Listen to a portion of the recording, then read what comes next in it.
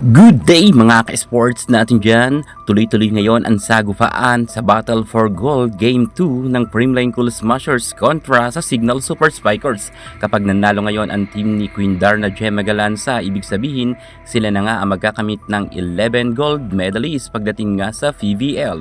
Ngunit kapag naitabla nga ng Signal Super Spikers at silang nanalo ngayong gabi, ang ibig sabihin meron pa nga silang Game 3. Pero ang tanong, tatapusin na ba ito ng kupunan nila Darna Gemma Galanza sapagkat sa unang salpukan nga nila sa set 1, nag-iinit agad itong si Queen Darna Gemma Galanza. Lamang na nga sana sila ng 2 puntos, ngunit nagkaroon nga ng error itong si Pangs Panaga. 2 beses siya nagkaroon ng error, na net touch siya at nang nag-service siya ay nag-out nga ito.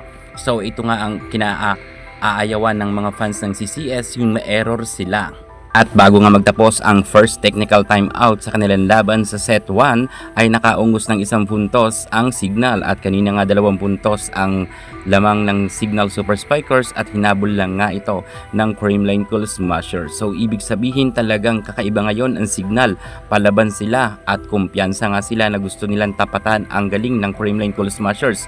Vanny Gandler, Erica Santos, mainit pa rin sa loob ng court. Halos nagpapalitan lang nga sila ng scores at ngayon ay tie pa nga lang sila. Paisa-isang puntos lang ang lamang ng Signal Super Spikers, minsan naman ang Creamline ang nakalalamang. Talaga magandang bardagulan to sa set 1 pa lamang. Makikita talaga natin na sumasabay na ang Signal sa Creamline Cool Smashers. Creamline Cool Smashers, medyo nababasa nga ang mga set ni Gia Amazing at nakalamang na nga ng 2 puntos ulit ang Signal. Naghahabol ang Creamline Cool Smashers. Jacqueline Acuña napaswag at naparampa ng na-vlog niya ang ating MB Fons, pero bumawi naman agad si Pons kung kaya isa na naman ang kalamangan ng Signal Super Spikers. Medyo talagang hindi gaano nagpupush ang nasabi nating si Tots Carlos, nakaka2 puntos pa lang siya pero baka maya uminit na rin siya. Pero sa MB Fons at Gemma Galanza, mainit ngayon at halos dikit naman ang scores nila, palitan lang talaga sila ng lamang. Tots Carlos pansamantalang pinalitan muna ng ating beautiful MG. Si Michelle Gumabaw ay kapapasok pa lamang sa loob ng court, ngunit nagkaroon agad ito ng puntos. Kaya tie na naman nga sila sa scores. Grabe talaga ang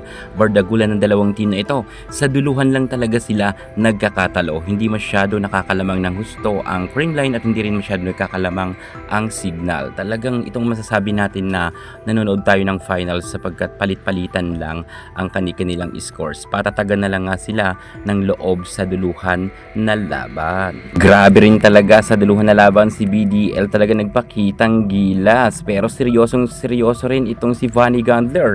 Nakafocus talaga siya at sunod-sunod din ang kanyang naging scores. Actually si Gandler pa rin ang top scorer pagdating dito sa Signal Super Spikers, samantalang dito naman sa Creamline Cool Smashers, si MB Fons at Gemma Galanza ang namamayagpag. At syempre kahit papaano meron ay ambag rin si BDL dahil yung mga crucial point ni BDL ay napakahalaga, kung kaya nga sila nagkaroon ng set point. At dahil nga dito nagpakawala ng powerful attack ang ating nag-iisang Queen Darna Gemma Galanza at hindi niya na pinagbigyan na makahabol pa sa 24 point ang Signal Super Spiker. Tinapos na nga ito ng ating Queen Darna sapagkat napakalakas talaga ng kanyang palo. Panalo nga ang CCS sa set 1.